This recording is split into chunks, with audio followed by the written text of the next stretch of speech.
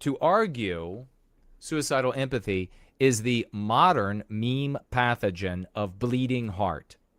It is the exact same thing. It is to be as gelded, dim-witted, antiquated, senescent, and dried up as old people who are using and used bleeding heart.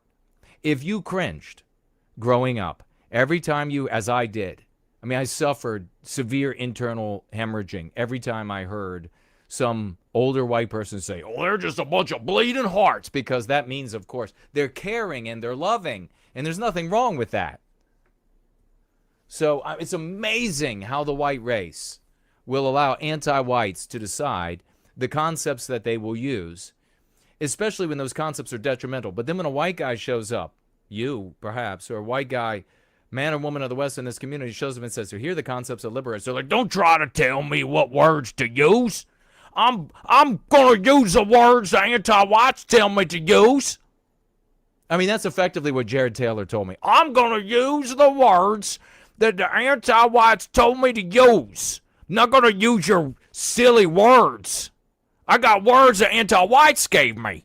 Why would I use your silly words? I mean, that's seriously what we're up against in the anti-non-white sphere, resentment sphere, and conservative sphere. You have concepts. A white man comes to you who is an alloy of the totality of the white race. And the implementation of these concepts demonstrates endless success. It is demonstrable. And yet these white brothers and sisters out there, so many of them, I guess, are just sub-white goblins. We have really downbred the race, killed off so many of our best. So we know there's no suicidal empathy. And we know also that suicidal empathy is not useful to us because people like Gad Saad and other conservatives push it. Why would an anti-white Jew like Gad Saad push suicidal empathy if it was going to be efficacious in the reclamation of our destiny? He wouldn't. So there is no suicidal empathy. These white people who are, and this is who it applies to, white anti-whites.